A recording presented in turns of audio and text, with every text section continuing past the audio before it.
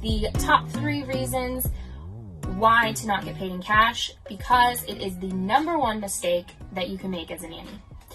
So, first of all, getting paid in cash in and of itself isn't bad, but there are a lot of problems that come with it, so I just recommend not doing it at all.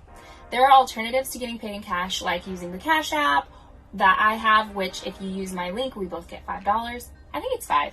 Yeah, $5. But there's also other ways. You can get paid through PayPal, you can get paid through direct deposit, because all of those ways equal a paper trail.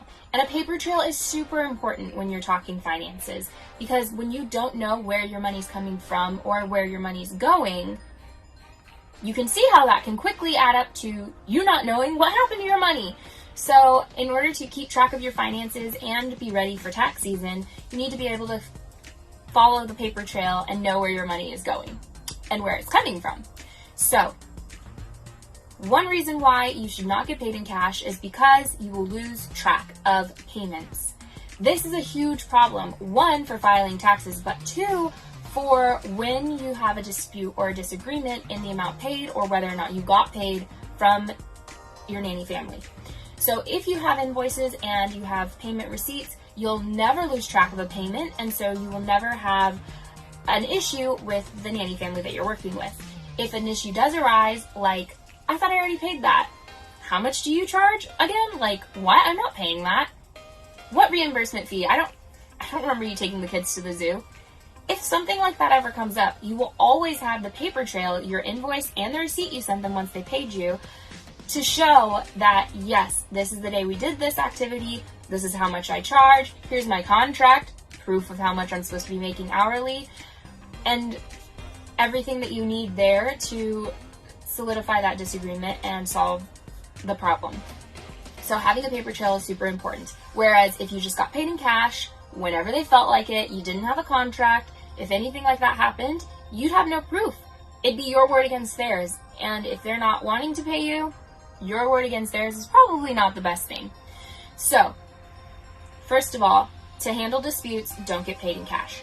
Secondly, don't get paid in cash because it will make keeping track of all of your finances harder when comes time to do taxes.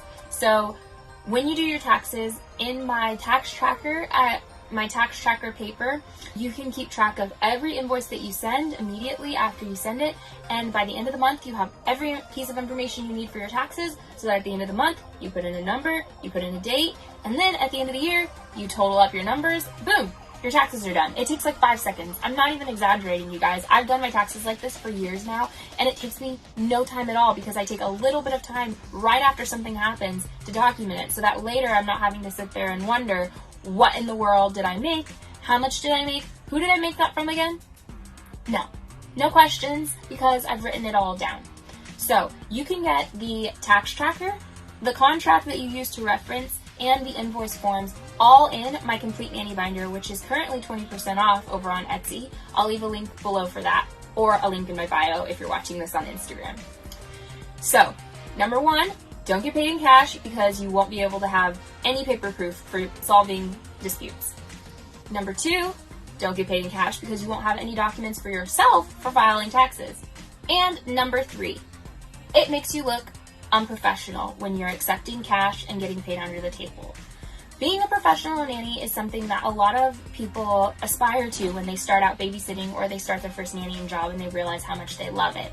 So it's important to keep up the professionalism.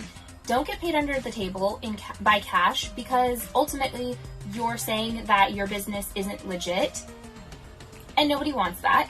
So keep things professional and get paid through your invoices, through things like Cash App. Use your paper invoices or invoice through Wave, which I go more into detail about in a video that I will link to this one. But just make sure to leave it professional, keep it professional, and get paid right so that you can feel good and honest about yourself and have paper trails for all of your financial needs.